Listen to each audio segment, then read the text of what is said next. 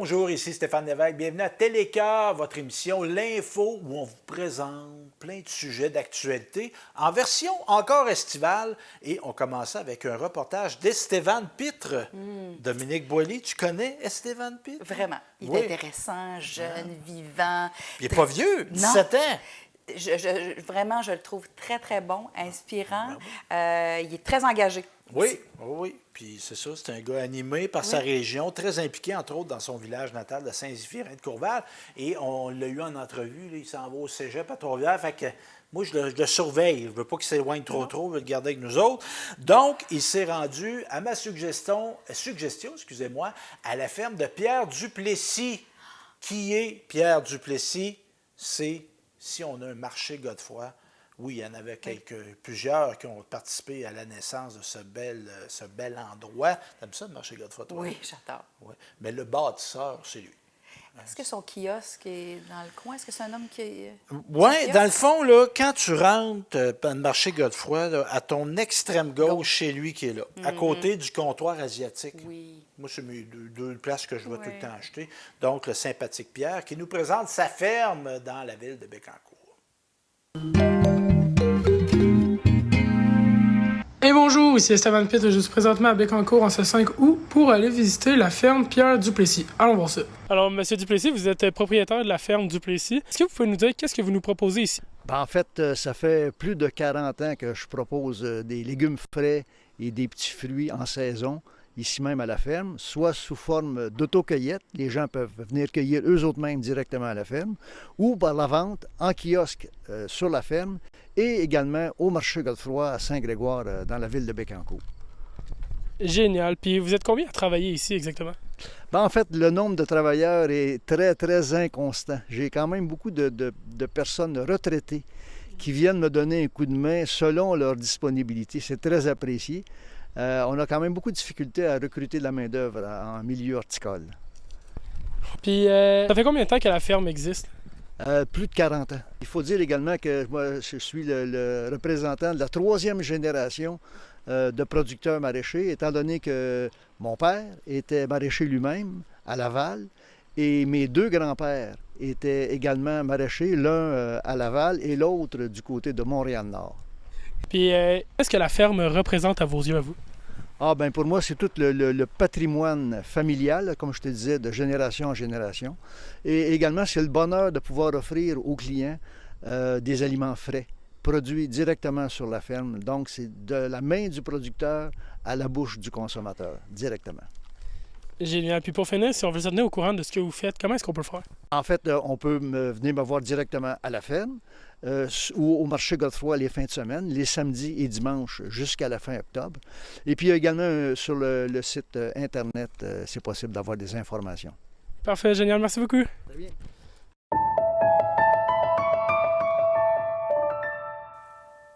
On continue toujours au domaine économique, évidemment. Télécœur, on veut parler de ce qui se passe chez nous. Bien, chez nous, c'est le sport, la culture, l'histoire, l'engagement communautaire, la vie politique. Hein? Et c'est aussi l'économie. Hein? Et les gens qui font vivre notre économie, c'est souvent des gens qui n'ont pas nécessairement des super grosses entreprises, mais qui ont beaucoup d'impact et qui sont beaucoup connus et reconnus. C'est le cas de Josiane Morel, qui a un élevage de chiens à Saint-Wenceslas. Et là, je vais faire appel à tes souvenirs, ma chère. T'écoutais-tu Radio-Canada? Pas Belle et Sébastien. Ben oui, Radio-Canada. Radio-Canada, oui. Je penserais, oui. Les TVA, c'était plus les Transformers, puis les Misfits, là, les Jem et les hologrammes. Gramme, tout à fait, Moi, j'étais plus Radio-Canada. Pour ça, oui, j'aimais ça beaucoup. Moi, mon émission, préférée, c'était « Il était une fois l'homme ». Parce que ça, c'était de l'histoire. Oui. Ça, j'adorais ça. Moi, j'aimais Candy et Belle et Sébastien, là. T'écoutais-tu des méthanes? Oui, ça, c'était triste. C'était tellement triste. C'était fait pour bailler. Puis on écoutait ça pour on était bébé, ça mourait. Non, c'est troublant. On dirait que ça a mal vieilli. C'est jamais arrivé. Oui. Bon, donc, t'es traumatiste. Ça fait 40 ans que je suis en thérapie à cause de ça. C'est pas vrai. Donc, elle fait l'élevage de chiens, là, dont je ne me rappelle pas du nom. Je m'en souviens. C'est quoi? Montagne des Pyrénées. Exactement. Fait que c'est le chien qu'il Oui. y a dans Belle. Et Sébastien. Ben oui. Donc, on rencontre Josiane Morel. Et avant de vous présenter le reportage, je vous invite à la suivre sur les médias sociaux. Très intéressante et c'est très dynamique ce qu'elle fait. Donc, on écoute ce reportage-là sur cet entrepreneur de Saint-Wenceslas. Josiane Morel, entrepreneur à Saint-Wenceslas. On est où en ce moment, le lieu, là? On est à Montchenil, où vraiment que la magie opère, là, si je peux dire. C'est ici qu'on a nos reproducteurs. C'est ici que j'offre aussi le service de toilettage, parce que c'est un service que j'offre aussi. Et l'entreprise s'appelle comment? Ça s'appelle Pyrénées du Pignon Rouge. Et là, le Pyrénées, c'est-tu... Là, je suis un néophyte. Il y a des gens qui connaissent les chiens. Je ne suis pas de ceux-là. Pyrénées, c'est-tu une sorte de chien? Oui, en fait, la race que j'élève, ça s'appelle Montagne des Pyrénées, faisant référence aux Pyrénées en France, à la frontière France-Espagne. C'est de là que part la race en tant que telle. Et moi, je te connaissais musicienne, membre de l'OVCQ depuis des années. Tu as fait ton parcours scolaire dans la riveraine, dans le fond. Tu étais école à Saint-Léonard d'Aston. Au primaire, tu étais à quel endroit? Primaire, j'étais ici à Saint-Wenceslas. Donc, secondaire à l'école La Découverte à Saint-Léonard d'Aston. Fait que je reste dans les parages. Et pourquoi avoir voulu se lancer en affaires? Parce que c'est pas toujours évident, puis tu t'es bien placé pour en parler. Des fois, il y a des bouts plus difficiles, des bouts plus faciles, puis là, on est content, ça fonctionne bien. Mais pourquoi avoir voulu te partir en affaires? En fait, c'est une chance que j'ai eue. J'étais aux études, justement, en santé animale. Donc, je suis née sur une ferme de vaches laitières. Mon père était entrepreneur, donc je pense que c'est un peu cette fibre-là qui était en moi déjà là, même à cette époque-là. Donc, pendant mes études en santé animale, on avait un projet d'élevage à faire. Et puis là, on était en équipe, on a contacté, on a trouvé un éleveur de Montagne des Pyrénées. Puis là, moi, sur le coup, je me suis dit, mais c'est quoi cette race-là? Je la connaissais pas du tout. Alors, on a contacté l'éleveur, on est allé le rencontrer, on lui a posé toutes nos questions, puis on s'est dit, hey, c'est sûr qu'on va avoir 100% dans notre travail. On parle à des vrais éleveurs. Puis c'est ce qui est arrivé. Puis j'ai tellement eu la passion en rentrant dans leur maison, en voyant leur installation, en voyant les chiens surtout. J'ai vraiment eu une passion qui s'est développée tout de suite. Puis je me suis dit, à la fin de mes études, c'est sûr, je vais venir adopter une Montagne des Pyrénées. Puis c'est ce que j'ai fait. Puis là, ensuite de ça, je suis restée quand même en contact longtemps avec les éleveurs, puis là, ils ont vu que j'étais vraiment intéressée, puis j'ai posé beaucoup de questions. Fait qu'à un moment donné, ils m'ont dit, écoute, nous, on pense à notre retraite. Fait que si c'est quelque chose qui t'intéresse, suis-nous. Puis je les ai suivis pendant 1 an de temps. Ils m'ont amené en compétition dans les salons canins. J'avais la base de la santé animale, mais être éleveur, c'est plus que ça. C'est connaître, oui, la santé, mais connaître la race, les particularités, c'est quoi le caractère, avoir un service à la clientèle aussi pour aider les gens à éduquer leurs chiots, parce que c'est bien beau avoir un chien, mais qu'est-ce que tu fais rendu à la maison avec ça, avec la petite boule de poil? Fait que c'est beaucoup, beaucoup de services à offrir. Donc, j'ai vraiment appris. J'ai pris leur couleur, puis au bout d'1 an, ils m'ont dit, écoute, t'es prête. Fait qu'on avait déjà des bâtiments agricoles ici avec ma famille, donc on a fait le transfert des chiens ici. Belle histoire, comme quoi, des fois, des travaux d'école, ça donne quelque chose pour de vrai. Quelle particularité qu'il a, ce chien-là? Puis, entre autres, pourquoi tu as comme tripé, adopté cette race-là? Quelle particularité qu'il a? Comment tu disais dans le mont? Le Montagne des Pyrénées. En fait, je pourrais pas dire une particularité parce que il y a vraiment plein de qualités. Il est calme. C'est un chien qui est très, très calme, qui est très pantouflard, mais qui a un courage hors pair. Donc, il va toujours être auprès des plus faibles, des plus, tu sais, comme l'exemple, les enfants, les plus vulnérables. C'est des bons protecteurs, mais c'est pas un chien agressif. C'est pas un chien qui va sauter sur la visite ou démontrer des signes d'agressivité. C'est vraiment qu'il va avertir. C'est comme, moi, je les appelle mes systèmes d'alarme. C'est un bon système d'alarme pour tout ce qui est anormal. Fait que c'est vraiment ça amène une belle sécurité dans la maison. Puis oui, il est gros.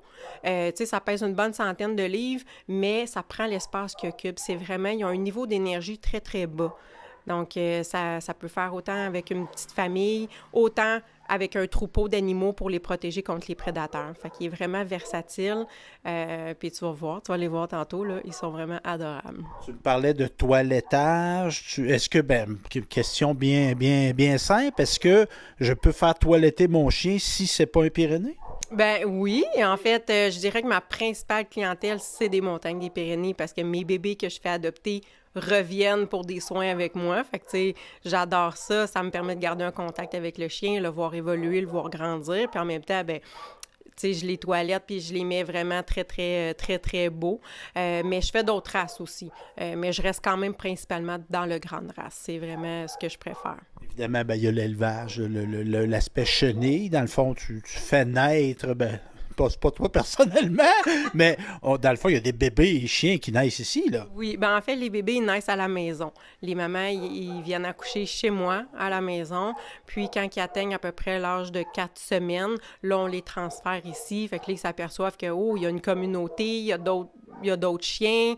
Donc, ils apprennent le langage canin entre eux. Fait que quand ils sont en âge d'être adoptés, entre 2 et 3 mois, bien là, ils connaissent vraiment le langage canin, sont bien socialisés aussi, sont habitués au bruit, aux personnes aussi, parce que dès la naissance, le premier contact que les chiots ont, c'est avec mes mains. Donc, le chiot, quand il naît, il est sourd et aveugle. Fait que les seuls sens qu'ils ont, c'est l'odorat et le toucher. Fait que c'est vraiment important d'aller le coller contre nous pour qu'il puisse nous sentir nos mains. Fait que ce qui fait qu'à l'âge adulte, le chien, il est ultra désensibilisé à la main humaine. Fait que ça fait des chiens d'abord très calmes, même si le Pyrénées est déjà à la base très calme, là. Des chiens faits pour le monde, comme on dit. Oui, exactement. Et là, évidemment, toi, tu es une entrepreneur. Moi aussi, j'ai beaucoup cette fibre-là. On a toujours des projets. As-tu des projets en lien avec ton entreprise? En fait, un projet qu'on aimerait développer, c'est un volet pension. On se le fait beaucoup demander depuis plusieurs années, mais là, une chose à la fois, parce que j'ai eu des bébés à moi, des bébés humains aussi dans les dernières années. Ça occupe beaucoup, fait que ça ralentit un petit peu au niveau des projets, mais tu vois, au niveau du toilettage, ça fait 2 ans maintenant que j'offre ce service-là. C'était très en demande, maintenant je l'offre, mais volet pension, ça va être quelque chose à développer. On a beaucoup de demandes déjà pour ça. Et si on veut en apprendre davantage sur ton entreprise, comment on te contacte, présent sur les médias sociaux? Partout sur les réseaux sociaux, Facebook, Instagram, TikTok, Pyrénées du Pignon Rouge, c'est sûr que vous allez me trouver, Google aussi, puis j'ai un site internet, montagnedespirénées.ca. Bravo, merci. Merci à toi, Stéphane.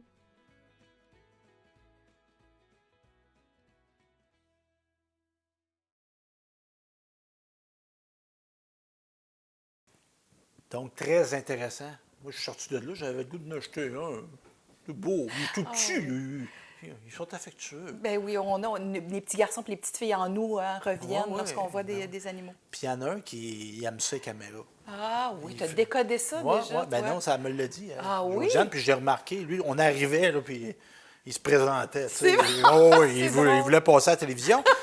Tu as récemment, relativement, célébré quoi, ton 37e anniversaire de naissance, Oui. Dominique? À peu près, oui. Oui, Oui. à peu près. Et j'ai eu le plaisir, moi, pas le plaisir, j'ai eu le plaisir, mais la bonne idée de t'offrir des fleurs. C'est vrai. Et j'ai décidé, moi, dans le fond, je demeure à Saint-Nord-d'Aston, je me sens encouragé des commerçants de Saint-Nord-d'Aston. Et c'est une fleuriste qu'on a, je dirais, d'à peu près 1 an, un petit peu plus qu'1 an peut-être. Juste, l'église. Oui. Vous connaissez l'église à Saint-Nord-d'Aston. Vous connaissez Accommodation Bois-Clair. Fait que là, tu as l'église, tu as Accommodation Bois-Clair. Juste un petit peu avant de tomber dans la côte de l'église, pas tomber, rouler ou marcher, elle est là. Hein? Elle a une belle boutique. C'est beau, hein? Je suis allée, je trouve qu'elle a des produits intéressants, des produits pour des cadeaux, des produits pour les consommateurs de tout âge. Oui. Puis elle a des fleurs, oui, mais elle fait des assemblages de ballons. Moi, j'ai été là, il y a un marié venait chercher ses ballons. Hein, je trouve ça original. Il vient de chercher ses ballons lui-même. Et il y a aussi, j'ai vu des choses qui étaient plus masculines. Oui. Quoique, moi, j'ai déjà reçu des fleurs de ta part, C'est vrai. entre autres. Oui. Puis moi, je suis content de recevoir des fleurs. Mais il y a des cadeaux plus gars, des casquettes, des... Ben, sans parler de genre, là, Oui, mais on oui, peut des penser... mugs, là, comme en français, on on a met pensé du à café, ça. Oui, de oui, l'eau, oui. tout ça. Puis, je jasais avec elle, Marie-Lou, justement, très important pour elle, l'achat local, l'achat québécois. Donc, on regarde ce reportage-là sur Marie-Lou Fleuriste. J'ai le plaisir de rencontrer Marie-Lou Pilote. Tu es fleuriste, toi, depuis combien de temps tu es en affaires ici à Saint-Léonard-d'Aston? Ça fait 6 mois. Et pourquoi? Quelle bonne idée? Qu'est-ce qui t'a poussé à ouvrir un commerce, puis ce type de commerce-là? Bien, ça faisait un bout que je pensais à ouvrir quelque chose à la maison, vu la grandeur de ma maison. Mais j'ai tout plein d'idées qui ne fonctionnaient pas. Donc, quand ma mère est décédée, j'ai acheté des fleurs, puis j'ai vraiment fait comme « Ah oui, c'est ça que je veux faire. » Fait que maintenant, c'est moi qui vends les fleurs. Donc, tu es basé à Saint-Léonard-d'Aston. Où exactement? Au 62 Ouellette, à Saint-Léonard-d'Aston, près de l'église. Oui, pour les gens, pour situer, dans le fond, on est à proximité. On traverse la rue, puis on est à l'église ici. Et tu parlais de fleurs tantôt, de ta mère qui est décédée. C'est-tu quelque chose que tu trouves important? Parce que oui, les fleurs, c'est pour des événements heureux, mais des fois, ça peut être du réconfort aussi. Exactement. C'est très important. Je trouve que ça met de la vie, ça met de la joie, ça réconforte, puis c'est beau. Et outre des fleurs, qu'est-ce qu'on a ici? Plein de produits québécois, de tout genre, des produits corporels, des produits de chasse et pêche, des produits faits à la main. C'est beaucoup de choses. Et pourquoi, tu mentionnes fait québécois? C'est-tu important, toi, pour l'achat local, l'achat au Québec? Oui, j'adore ça. Ça fait longtemps que je fais attention à acheter local. Des fleurs, parfois on va penser au décès, hein, on va offrir des fleurs, les mariages aussi, ça c'est plus heureux. Mais tantôt on se jasait, il y a aussi les balles de finissant. Qu'est-ce que tu peux préparer pour des balles de finissant? Les jeunes femmes aiment ça, avoir des bracelets floraux et des boutonnières pour les messieurs. Puis c'est toujours ravi de recevoir un bouquet. Puis pour les gars qui nous écoutent, là, notre belle conjointe, là, on peut y offrir des fleurs tout le temps. Là. Ben oui, on aime à tous les jours. On peut recevoir des fleurs à tous les jours. Et on peut offrir des fleurs aussi aux hommes. Moi, ça m'est déjà arrivé que ma conjointe m'offre des fleurs, puis j'étais très content. Donc, tu me parlais, offre ici à Saint-Léonard-d'Aston. Tu es établi à Saint-Léonard-d'Aston depuis quand, toi? Ça fait 10 ans maintenant. Et on a-tu des projets avec cette entreprise-là? Le nom, c'est quoi? Parce que là, tu t'appelles Marie-Lou Pilote, mais le nom de la boutique, c'est quoi? C'est mon nom, effectivement. C'est Marie-Lou P pour Pilote. Okay. Et est-ce que tu as des projets pour l'avenir? En fait, j'espère pouvoir agrandir un petit peu, puis avoir plus de produits québécois. J'aimerais vraiment ça, oui. Et pour en apprendre davantage, savoir tes heures d'ouverture, est-ce que tu es présente sur les médias sociaux? Oui, effectivement. Facebook, Instagram, TikTok.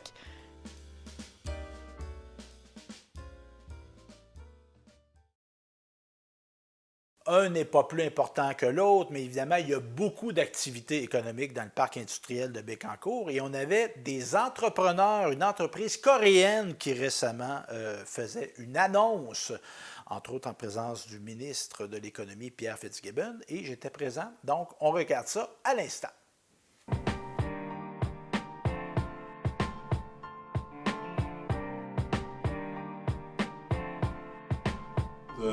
Vraiment, une salutation à notre mairesse, Mme Allard. Toute fois que je viens, le sourire grandit tout le temps. Alors, un très beau sourire aujourd'hui, heureux de voir ça.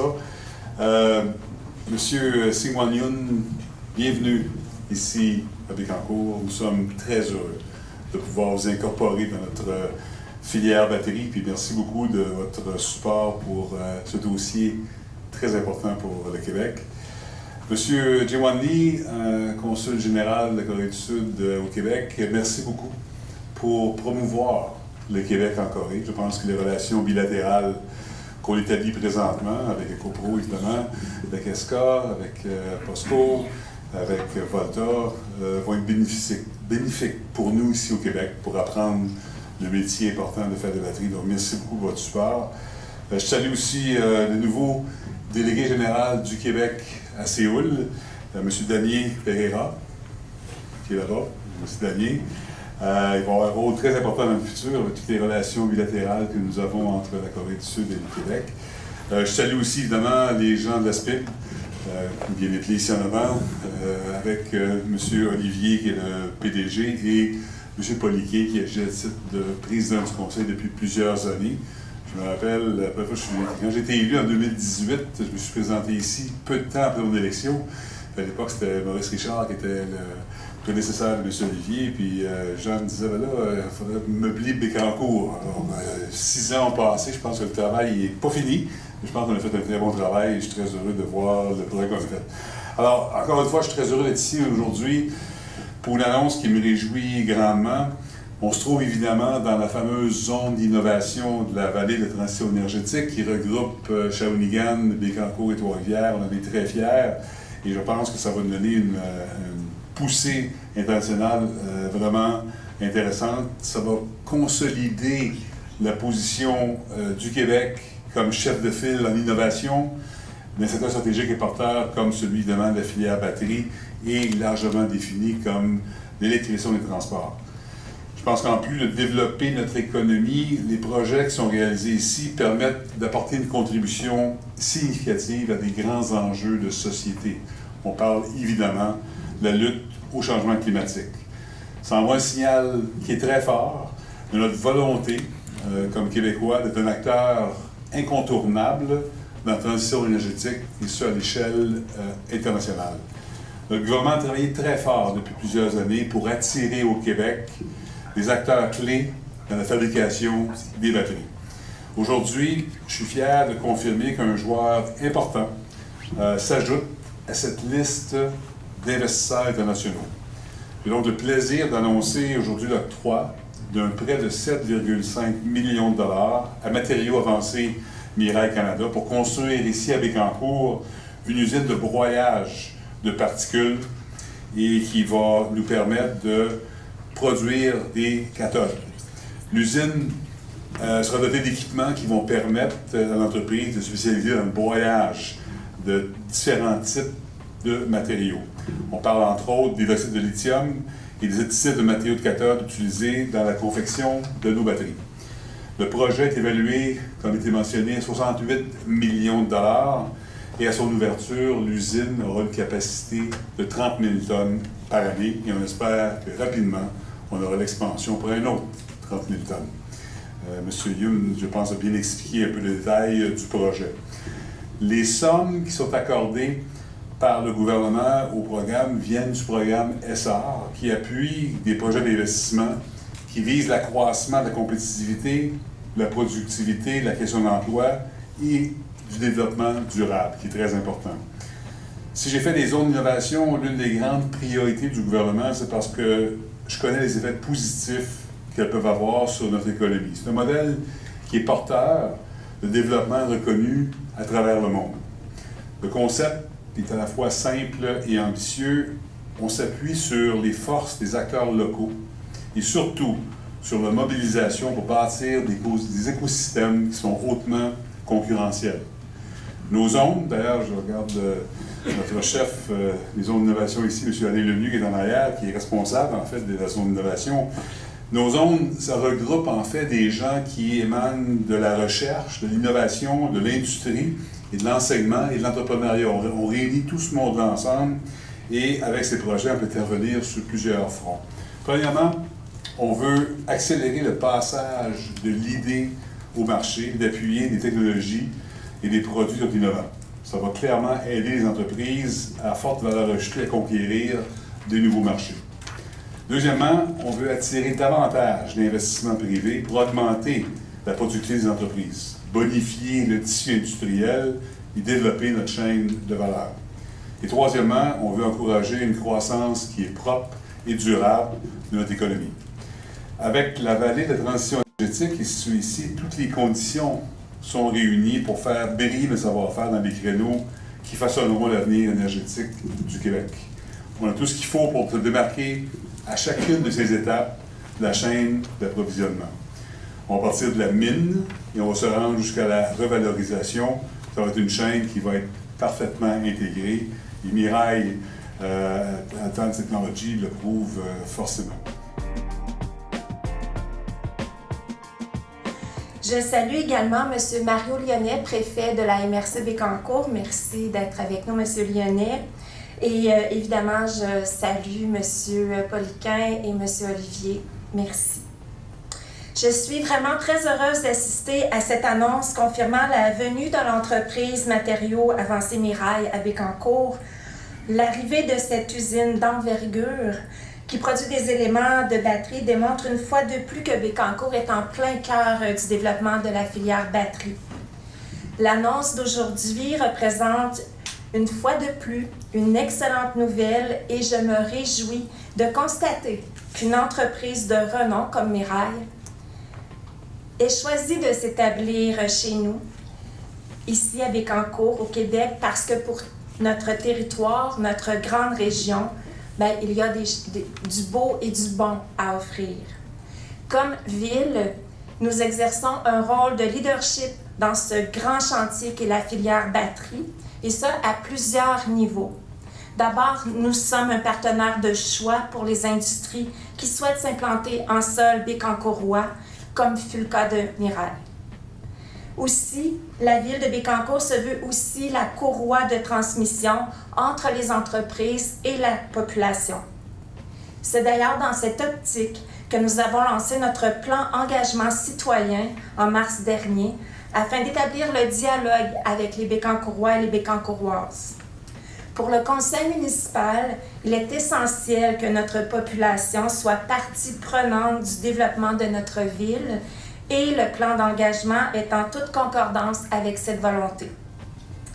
Pour permettre à une entreprise comme Mirail de s'installer ici, le travail de collaboration entre de nombreux partenaires est essentiel. Je me permets donc, en terminant, de remercier, entre autres, les équipes d'Investissement Québec et de la Société du Parc industriel et portuaire de Bécancour, qui rendent possible les grandes annonces comme celle d'aujourd'hui. Merci.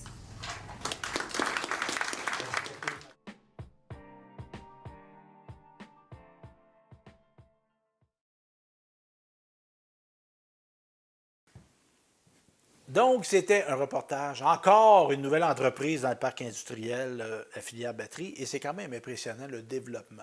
Hein? Parce que, évidemment, les gens qui nous regardent, on a entendu des promesses de projets dans le parc industriel, et moi, bon, je n'étais pas négatif face à la filière batterie, mais je disais, comme bien d'autres, on disait on va le créer quand on va le voir, mais là, on le voit. Ça se concrétise. Bon, oui, c'est plus que concrétisé, là. Des usines qui sortent de terre, même il y en a que certaines commencent à être en opération. Mais ce qui ne nous empêche pas de parler de tourisme, qui est une autre belle activité économique. C'était sur le toit d'un édifice à Drummondville. J'ai été à une conférence de presse pour, entre autres, y rencontrer Geneviève Dubois, la préfète. Oui, elle est maire de Nicolette, mais là, j'allais la voir comme préfète de la MRC Nicolet-Yamaska. C'est un projet à la rivière Saint-François. On a développé un genre de circuit touristique où on veut faire découvrir cette magnifique rivière-là qui passe, entre autres, à Saint-François-du-Lac. Et donc, c'est ça, et c'est une collaboration inter-MRC. Donc, tu as la MRC Nicolet-Yamaska, tu as la MRC Drummond et tu as Saint-François, je crois, MRC Saint-François. Donc, on s'est concerté et c'est vraiment intéressant. Et on écoute justement cet entretien-là que j'ai eu il y a quelques semaines avec Geneviève Dubois. Geneviève Dubois, à qui je m'adresse comme préfète de la MRC Nicolet-Yamaska. On est à Drummondville. Qu'est-ce qu'on annonçait aujourd'hui, Geneviève? Aujourd'hui, on annonce un tout nouveau parcours touristique sur la rivière Saint-François, donc la tournée de la Saint-François, qui nous touche aussi comme MRC, bien sûr, qui touche Saint-François-du-Lac. On a lancé nos 2 routes bleues récemment sur la rivière Saint-François, sur la rivière Nicolette. Donc, chez nous, l'eau, c'est un produit d'appel qu'on souhaite développer de façon durable et on pense que c'est une belle façon d'inviter les gens à venir chez nous puis à faire découvrir ces rivières-là aussi à nos propres citoyens et citoyennes. Donc, c'est un beau projet qu'on annonce aujourd'hui. Oui, parce que parfois, on peut être touriste chez soi.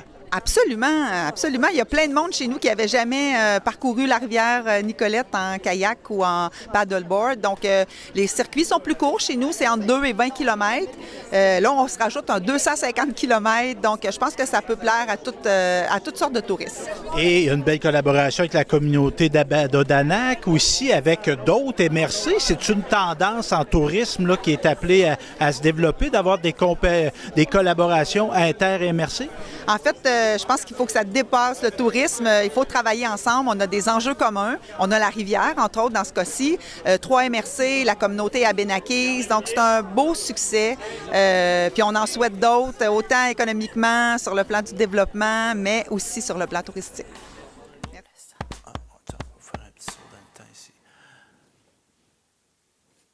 Je sais pas si t'es comme moi. Moi, j'aime ça, faire le tourisme chez moi. Ah oui. Hein? On découvre plein de choses. Ben oui. Puis, tu sais, des fois, pas parce que c'est à 5 minutes de chez nous que c'est pas intéressant. Puis, il faut avoir la curiosité d'y aller. Donc, entre autres, ce beau circuit touristique-là. Et si on veut découvrir nos routes et chemins, on a développé à la MRC Nicolet-Yamaska, toujours, du prêt de vélos électriques. Si vous êtes curieux, vous allez trouver réponse à vos interrogations en regardant ce reportage de René Lafleur. René Lafleur pour Télécœur, on est jeudi le 18 juillet 2024. Je suis présentement à l'Hôtel de Ville de Nicolet où on fera l'annonce sous peu de la mise en service d'une flotte de vélos électriques. Madame Geneviève Dubois, préfète de la MRC Nicolet-Yamaska, parlez-moi du projet d'aujourd'hui. Aujourd'hui, on vient de lancer notre projet de vélo en libre-service, donc des stations connectées. On les voit en arrière, 3 casiers. Il va en avoir dans 3 municipalités pour l'instant, donc Nicolette, Saint-François-du-Lac et prochainement Saint-Léonard-d'Astun. 2 autres municipalités s'ajouteront en cours de route, Baie-du-Fèvre, Sainte-Perpétue. Ce qu'on souhaite, c'est d'offrir à nos citoyens, à nos touristes, aussi à nos travailleurs, d'autres modes alternatifs de se déplacer. Donc, en vélo électrique, on pense que ça peut être intéressant chez nous. Alors, je suis présentement avec Nathan de Desjardins à Nicolet. Parlez-nous de l'implication de Desjardins dans ce projet. Donc, Desjardins a participé à la hauteur de 25 000 $ dans le projet en général pour l'implantation des vélos dans les différentes municipalités qui vont être nommées un petit peu plus tard dans la présentation. C'est un projet d'envergure quand même qui était directement lié avec les priorités d'investissement des Jardins qui souhaitaient participer dans la collectivité. Donc, notre entreprise, on crée principalement des stationnements. Ici à Nicolet, on a travaillé en collaboration avec la municipalité pour être capable d'intégrer des vélos dans les stationnements. Alors, au Québec, généralement, on a les modules de stationnement où les usagers peuvent utiliser leur vélo pour stationner leur vélo en sécurité. Et puis, on travaille avec les municipalités, les sociétés de transport, les commerces, les institutions pour créer des réseaux locaux où l'usager, via l'application de Vélo Transit, peut réserver à l'avance, avant de partir, un stationnement de vélo. Comme ça, on peut développer le transport actif de façon sécuritaire sans se faire voler son vélo. Ici à Nicolet, les gens vont pouvoir utiliser un vélo à l'intérieur des casiers. Donc, c'est un peu différent comme stratégie, mais tout aussi fonctionnel. En compagnie de Stéphanie Laure de la MRC de Nicolet-Yamaska qui va nous expliquer comment ça fonctionne. Oui, donc les gens qui veulent utiliser les vélos doivent commencer par télécharger l'application Vélo Transit. Donc, se créer un compte. Ensuite, avec l'application, on va pouvoir voir l'emplacement des différents casiers sur le territoire de Nicolet-Yamaska. Se présenter à un casier, choisir la porte pour l'utilisation, puis on place le téléphone devant la poignée jusqu'à temps qu'un petit crochet apparaisse pour dire que la porte est déverrouillée. On rouvre la porte, prend le vélo, on va pratiquer notre vélo dans les routes de Nicolet-Yamaska. Quand on revient, le même fonctionnement, là, donc on réutilise l'application pour rentrer le vélo, le rebrancher et c'est terminé.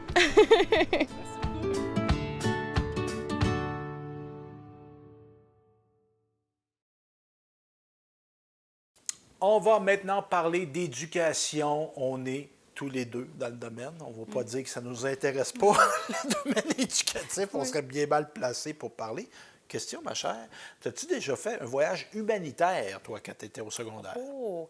Je ne sais pas si aller à New York, c'est humanitaire, mais je pense pas que c'était si humanitaire que ça. Mais c'était quand même une belle aventure. Mais non, c'était pas un voyage humanitaire. On en a eu au cégep, par exemple, des étudiants qui sont allés au Guatemala. Avec la belle... Oui, Gaétane. Gaétane, oui, ben oui, parce que, juste pour nous rappeler, Dominique demeure au cœur du Québec, mais aussi à Québec, et tu enseignes au cégep Garneau. Oui. Tu enseignes dans quel domaine, toi? En technique d'intervention en criminologie. Et à l'époque, c'était en délinquance. Délinquance, oui. Et on apprenait des étudiants avec Gaétane, son nom de famille? Gaétane Drouin. Drouin, oui. Et on amenait des élèves qui étaient avec vous autres faire un stage. Oui. Et on a eu cette belle idée-là, humanitaire, internationale, etc., à Nicolet. On avait arrêté, évidemment, hein? Vous vous rappelez, un animal qui commence par pan puis qui finit par démi. Là, on ne veut pas en entendre parler. Ouais, hein? C'est comme si ce n'était pas arrivé. Oui. On ne veut pas que ça soit. C'est quoi, donc, en latin, on dit du denial? Oui, en français, c'est du déni. Du déni, comme si ce n'était pas arrivé. Mais c'est arrivé, puis ça a mis fin, en tout cas, ça a mis sur pause certains beaux projets humanitaires. Mais là, on recommence, et on était au Costa Rica en 2024, et les élèves ont fait un genre, je dirais, plus qu'un reportage, un quasi-documentaire. Est-ce que c'est avec René? Oui, René Lafleur accompagnait, une des adultes qui accompagnait. Et dans le fond, on a parlé aussi, oui, le voyage, mais tu parlais de New York tantôt. Tu sais, on se décide 2-3 jours avant, on fait nos bagages, puis on part. Mais là c'est un préparatif, entre autres au niveau de la langue, au niveau de, tu vas travailler avec des gens d'une autre communauté, d'autres origines, d'autres habitudes, etc. Qu'est-ce qu'on fait, qu'est-ce qu'on ne doit pas faire, etc. Donc, ces jeunes-là ont été préparés au niveau d'un passeport, les vaccins, etc., etc. Donc, on écoute ce reportage quasi-documentaire des élèves de l'école secondaire Jean-Nicolet sur leur expérience 2024 au Costa Rica.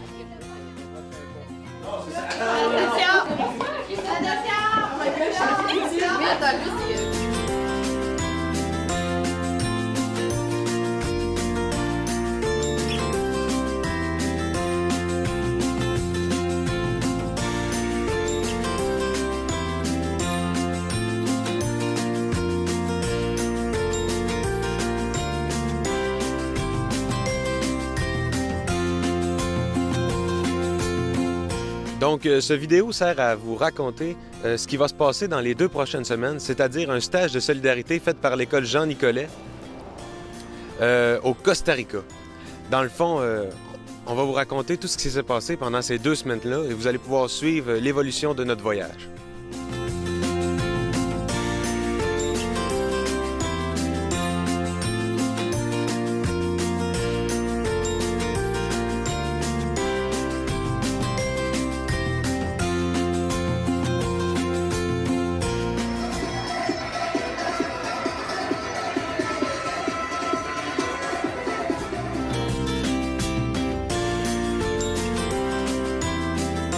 Alors, voici les 2 stagiaires du stage de solidarité. Nous sommes avec Alice et Léane. Alice va commencer par vous parler de la religion. Bon, en fait, nous autres, on est arrivés ici, puis on nous a tout de suite expliqué qu'il y avait 2 religions pratiquantes ici. Il y avait les évangéliques et les catholiques. Et tout de suite, quand on est arrivé dans notre famille, notre maman nous a demandé si on était croyants. Puis là, nous, on est 2 personnes non-croyantes, non-pratiquantes dans notre famille. Donc là, il fallait essayer d'expliquer comment puis pourquoi on ne croyait pas en un Dieu. C'était vraiment difficile. T'sais, après ça, ils nous invitaient à aller à la messe, mais c'était pas facile d'essayer d'expliquer comment on se sentait à propos des dieux et tout. Là. Fait que c'est ça.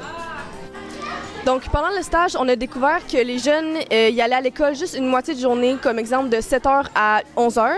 Puis ensuite, vers 1h, puis toute la reste de la journée, c'est les plus vieux. Parce que, dans le fond, il manque de classes, il manque de professeurs. Puis même les professeurs, des fois, ils viennent de d'autres villes pour venir dans l'école de La Guaria pour enseigner. Puis je pense que c'est jamais les mêmes professeurs. On est allé jouer avec eux, on leur a donné du matériel, des crayons, des cartables, des cahiers. Puis ouais, ça a bien fait le bonheur de tout le monde.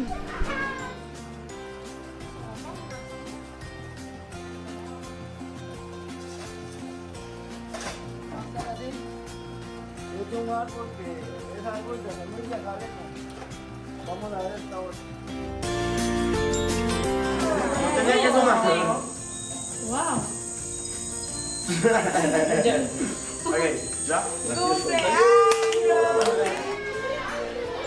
Donc, on est avec Magali et Caroline, nos deux stagiaires. Et Magali va donc nous raconter c'est quoi les ressemblances qu'elle a eues entre le Costa Rica et le Québec. Ben en fait, au Québec, je trouve qu'on est beaucoup sur nos téléphones, puis on écoute la télé toute la journée. J'ai remarqué qu'au Costa Rica, ici aussi, genre, même si le paysage, genre, nous, on n'est pas habitués à ça, là, puis ils passent leur journée devant la télé, dans la maison, avec leur téléphone, puis on fait pareil. Mais eux, ils diraient ça aussi de la neige. Fait que ça fait juste réaliser que, dans le fond, ben on fait rien de nos journées, là. Genre, qu'est-ce qu'on fait sur nos téléphones, puis sur la télé? Genre, tout ce temps-là, genre, j'ai passé 2 semaines sans passer à mon téléphone, puis je m'ennuie même pas, là. Non, mais si on marche tout le long dans le village,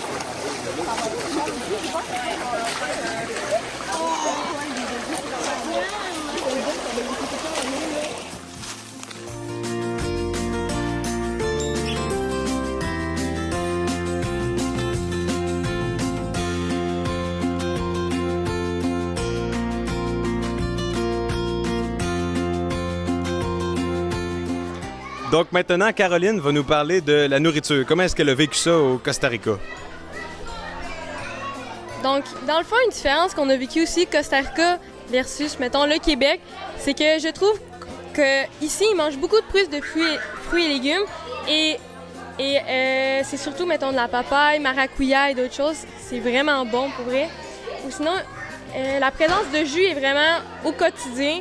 Différents types de jus, que ce soit pour le déjeuner, pour le dîner ou même pour le souper, c'est tout le temps présent. Ou même aussi, nous, on a beaucoup bu de chocolat froid. C'était vraiment bon. Aussi, dans la nourriture au quotidien, il y a beaucoup de nourriture frite. Donc, la nourriture est vraiment bonne et vraiment différente de celle du Québec qu'on connaît. Par exemple, aussi, au Costa Rica, le gallo pinto. Donc, ça, c'est des petites affaires qu'on aime beaucoup. En direct du Costa Rica, nous sommes maintenant avec Alicia, qui va aborder le sujet des travaux exécutés. Fait que dans le fond, pour commencer, on a fait plusieurs campagnes de financement, ce qui nous a amené au Costa Rica actuellement. Dans le fond, au Costa Rica, on a fait plusieurs choses comme peinturer des affaires, enlever des murs qui étaient moisis à l'école. On a peinturé un estrade, on a peinturé la clôture pour éviter que ça rouille et plusieurs autres choses. Puis là, on a réalisé en faisant tout ça que c'est des petites affaires, mais qui ont sûrement aidé, contribué à la population parce que ça l'a sauvé du temps. Annabelle et Amarilis sont avec vous pour vous parler des familles dans le village. OK, ben dans le fond, nous, quand on est arrivé, vraiment, on a vraiment réalisé que comme la grand-mère, elle savait construire, puis tous les enfants, ils étaient construits autour, tu sais, c'était vraiment toutes les maisons proches. Puis, tu sais, on était dans notre famille, puis la petite cousine était là, elle rentrait comme ça elle était, la grand-mère, tu sais, c'est vraiment, tout le monde est proche, tout le monde s'entraide dans la famille. Fait qu'on a vraiment réalisé que ça a vraiment une place importante dans la communauté, la famille. Puis moi, je vais vous parler de la place de la femme dans la maison, mettons. Parce que les femmes décident de ne pas travailler, tu sais, c'est leur choix. T'sais, notre mère est à l'université, elle a décidé de ne pas travailler parce que pour attendre que le plus jeune soit rendu au secondaire, mettons. Puis c'est l'homme qui travaille, c'est pas la femme. Fait que la place de la femme, c'est comme à la maison, mais c'est par choix parce qu'ils pourraient travailler les femmes, là. Laurence, je t'invite maintenant à parler des chocs culturels que tu as vécus durant le stage. Oui, que c'est ça. J'ai vécu quand même un gros choc culturel en arrivant au village. En fait, moi, j'ai été logée dans une maison qui a été construite il y a une vingtaine d'années, mais vraiment mal. Que, tu sais, elle était toute petite. Il y avait une pièce qui engendrait la cuisine, la salle à manger, le salon, où il y avait la laveuse. Tout était en même place. Que, tu sais, ça a été vraiment dur parce que nous, on part des maisons quand même assez structuré, puis là, c'était tout en même temps. Puis aussi, l'intimité, il n'y en avait pas. Tu sais, les portes, c'était des rideaux. Que c'était dur de s'adapter à ça parce qu'on n'est pas habitué. Puis aussi, ça m'a fait réaliser que, tu sais, eux, ils vivent dans ça chaque jour, là. qu'eux, ils n'ont pas vraiment le droit à l'intimité, puis ils savent pas c'est quoi vivre dans une maison structurée, puis tout. Que ça, j'ai trouvé ça m'a marqué. Puis vivre là-dedans pendant 2 semaines aussi, c'était tough, parce que on était tout le temps ensemble, moi puis ma coloc, ça a été dur. Mais on s'entendait bien, au moins. Je vais parler aussi du choc culturel qu'on a eu à Sainte-Rosée. On a passé un bon petit 2 jours de visite à marcher dans la ville. Puis j'ai réalisé qu'il y avait beaucoup de monde qui vivait juste à vendre des produits sur la rue puis à attirer l'attention des touristes pour vivre, pour se faire de l'argent. C'est maintenant au tour d'Olivia et Zoé. Ils vont vous parler de la langue. Donc au Costa Rica, la langue qui est parlée, c'est l'espagnol. Nous autres, on s'est préparés pendant 1 an avec des cours 1 fois semaine. C'est sûr que c'était vraiment la base. Donc, on est arrivé là-bas, ça a fait un petit choc, mais on a su se débrouiller. C'est vraiment beau de voir à quel point, même s'il y avait une barrière, qu'on n'était pas 100% à l'aise, on a réussi quand même à communiquer avec nos familles. Puis ça nous a vraiment permis de solidifier nos relations avec ces gens-là, puis c'est ça. À San José, la capitale du Costa Rica, c'est vraiment développé. Fait que c'est de plus en plus anglophone. Fait que souvent, les gens vont parler anglais et espagnol. Fait que ça va être vraiment plus facile de se faire comprendre. Tandis que dans les petits villages, dans les milieux ruraux, c'est vraiment plus l'espagnol, la langue principale. Les gens ne parlent pas anglais. Fait que vraiment, c'est le seul moyen de communication, mais ça se fait vraiment bien. Donc, bonjour, moi c'est Camille et je vais vous parler des animaux. Donc, premièrement, les animaux au Costa Rica sont vraiment différents de ceux au Québec. Ils sont plutôt exotiques et c'est pas mal ça. Sinon, il y a beaucoup d'animaux aussi, comme au Québec, là, comme des chiens, des chats, des animaux domestiques un peu plus connus. On peut croiser vraiment beaucoup de chiens dans les rues du village. Donc, allô, moi, c'est Maëva. Puis, dans le fond, je vais vous parler du retour. On est revenu depuis peu, puis c'est sûr que c'est déjà dur de concevoir qu'il faut rembarquer dans notre routine québécoise qui est à la minute près, puis avec le travail, les examens, les études, dans le fond, l'horaire chargé, parce que c'est sûr que dans les pays chauds, c'est beaucoup plus relax. Les gens, c'est pas grave s'ils arrivent en retard. Le mode de vie est vraiment complètement différent. Puis de rembarquer dans la routine québécoise qui est beaucoup plus mouvementée, puis plus stressante, dans le fond, là, c'est sûr que ça fait un gros clash avec ce qu'on a vécu pendant 2 semaines. Notre expérience au Costa Rica est maintenant terminée. Nous étions la gang du Costa Rica 2024. Puis moi, j'ai sans regret pour cette belle expérience. Puis je crois que c'est vraiment une expérience à vivre une fois dans notre vie.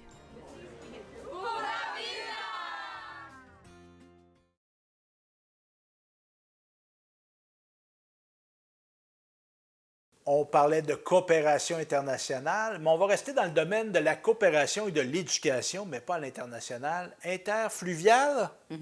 Ça se peut. Ben oui. Parce qu'on a une université du Québec à Trois-Rivières, qui a une visée régionale qui intègre, entre autres, le centre du Québec. On a un pavillon du QTR à Drummondville. C'est concret, là, qu'il y a une présence du QTR. Et là, on a décidé de s'associer l'UQTR et la ville de Bécancour, puis pas juste là, pour le dire on s'associe, là. Il va y avoir vraiment des projets concrets. Et P.A. Lemay était à la conférence de presse qui annonçait cette association. On écoute ça à l'instant. C'est une belle annonce qu'on s'apprête à vous dévoiler, un beau partenariat. La Ville de Bécancour et l'Université du Québec de Trois-Rivières annonçaient un partenariat ensemble. Et oui, ils s'associent pour créer l'atelier d'innovation. La Ville de Bécancour vient d'annoncer la création des ateliers d'innovation municipale. L'UQTR est une partenaire de ces ateliers et c'est des professeurs de l'Université du Québec à Trois-Rivières qui viendront à Bécancour faire à la fois de la formation pour le professeur Lévesque-Côté, à la fois faire une étude spécifique sur l'intégration des employés. Une formation sur mesure pour outiller nos gestionnaires où on veut replacer l'humain au centre des priorités citoyennes. Encore en ressources humaines, il y aura un projet où on aura des processus d'accueil, d'intégration. Il faut savoir que la ville est en croissance. Comme 3e projet que nous avons annoncé aujourd'hui, nous avons un projet en lien avec le développement des logements, donc avec la professeure Cynthia Morinville qui nous suit déjà depuis quelques semaines, quelques mois là, au fil de nos cafés-causeries, consultations participation citoyenne. En fait, l'objectif, c'est vraiment de documenter le développement de logements en cours ici sur le territoire de Bécancour, des données qui seront vraiment très, très utiles pour des fois peut-être se réorienter dans la façon dont le développement se passe, mais ces données-là seront vraiment utiles aussi pour ultimement adopter une politique sur le logement abordable chez nous. Puis finalement, aussi un autre projet qui est en lien avec la professeure Morinville, celui-ci plus en lien avec le développement durable, la revalorisation des matières résiduelles industrielles en lien avec le développement de la filière batterie. Ce projet-là sera un apport additionnel sur les actions qui sont déjà planifiées et en cours au sein du parc. Donc, c'est des expertises de pointe que nous avons à l'UQTR et qui vont travailler avec Bécancour pour créer, à certains égards, un laboratoire vivant. C'était P.A. Lemay pour... Donc, très intéressant. Ça va être porteur, je pense, ça, ce type de collaboration-là, parce que tu formes des étudiants, toi, puis oui, il y a la théorie, oui, il y a les livres, oui, il y a les cours, mais il n'y a rien que de l'expérience concrète de terrain, et c'est ce qu'on va faire là. On va avoir un vrai champ, un champ d'études sur le terrain, donc je trouve ça très pertinent. On retourne à l'école secondaire Jean Nicolet. On soulignait tantôt l'importance de la solidarité, et on a, entre autres, une activité qui est très solidaire, organisée par des élèves en collaboration avec leurs enseignants. On fait une collecte de sang à chaque année à l'école secondaire Jean Nicolet, et on regarde justement un reportage là-dessus. Bonjour, je m'appelle Laurence. Aujourd'hui, on est à l'école secondaire Jean Nicolet pour la collecte de sang annuelle. C'est un événement super intéressant qui a été organisé par notre professeur Jack. C'est vraiment important pour moi. Dans le fond, je m'implique, je suis bénévole pour aider notre société. Puis c'est toujours le fun de savoir qu'on a contribué un peu à ce développement-là. Donc, dans le cadre du cours de CCQ, on a un volet qui s'appelle l'implication citoyenne. Donc, pour nous, la collecte de sang, c'est une façon de sensibiliser les jeunes à s'impliquer justement dans la communauté, de favoriser le bien commun. Alors, certains jeunes se présentent comme bénévoles. Il y en a d'autres aussi qui vont partir à la recherche de donneurs de sang. Donc, ils vont solliciter leur famille, leurs amis, leurs cousins et compagnie pour leur manifester justement l'importance de donner du sang. On sait qu'à chaque 80 secondes, on a besoin d'un don de sang au Québec et qu'il y a seulement 3 % des donneurs admissibles qui donnent du sang. Donc, il faut vraiment changer les choses, puis je pense que ça part avec la jeunesse. Sur ce, merci Dominique Boilly. Plaisir, Stéphane. C'était un plaisir renouvelé. Oui, On va en avoir d'autres plaisirs ensemble, de faire collaborer comme ça ensemble. J'espère. Ben oui, très intéressant. Merci de ta présence, de ta participation à Télécœur. Et sur ce, je vous dis à la prochaine fois.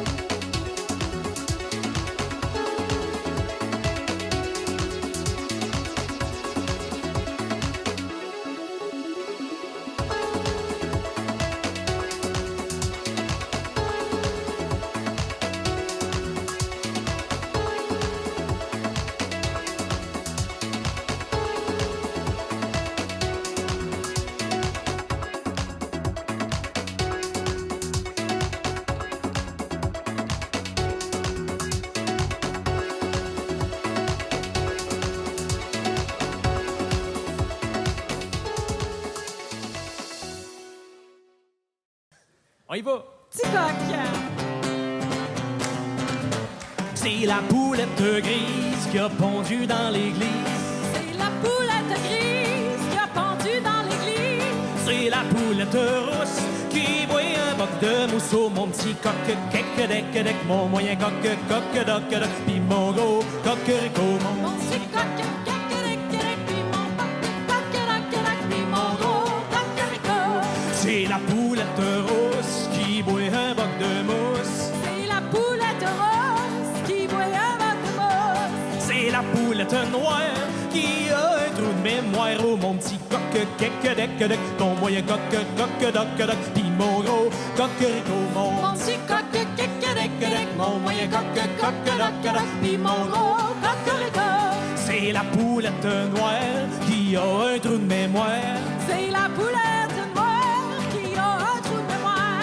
C'est la poulette brune qui m'a fait une vue de pleine lune. Oh, mon petit coq, kek-dek-dek, mon moyen coq, coq-doc-doc, pis mon gros coquerico, Mon petit coq, kek-dek-dek, mon moyen coq, coq-doc-doc, pis mon gros coquerico. C'est la poulette brune qui m'a fait une vue de pleine lune. C'est la poulette brune qui offre une vue de pleine lune. C'est la poulette verte qui se retrouve dans mon assiette. Oh, mon petit coq, kek-dek-dek, mon moyen coq, coq-doc-doc, pis mon gros coquerico, mon petit coq. Kek-dek-dek, mon moyen coq, coq-doc-doc, pis mon gros coquerico. C'est la poulette verte qui se retrouve dans mon assiette. C'est la poulette verte qui se retrouve dans mon assiette. C'est la poulette rouge qui veut qu'on la crouse. Oh, mon petit coq, kek-dek-dek, mon moyen coq, coq-doc-doc, pis mon gros coquerico, mon petit coq. Kek-dek-dek, mon moyen coq, coq-doc-doc, pis mon gros coquerico. C'est la poulette rouge qui veut qu'on la crouse. La poulette rouge qui veut qu'on la crouse. C'est la poulette coquette qui est venue dans une corvette. Oh, mon petit coq, kek-dek-dek, mon moyen coq, coq-doc-doc, pis mon gros coquerico. Mon petit coq, kek-dek-dek, mon moyen coq, coq-doc-doc, pis mon gros coquerico. C'est la poulette coquette qui est venue dans une corvette. C'est la poulette coquette qui est venue dans une corvette. C'est la poule du terroir qui finit mon histoire. C'est pas long. Ben non. Oh, mon petit coq, kek-dek-dek, mon moyen coq, coq-doc-doc, pis mon gros coquerico, mon petit coq, kek-dek-dek, mon moyen coq, coq-doc-doc, pis mon gros coquerico. Mon petit coq, kek-dek-dek, mon moyen coq, coq-doc-doc, pis mon gros coquerico, mon petit coq, kek-dek-dek, mon moyen coq, coq-doc-doc, pis mon gros coquerico.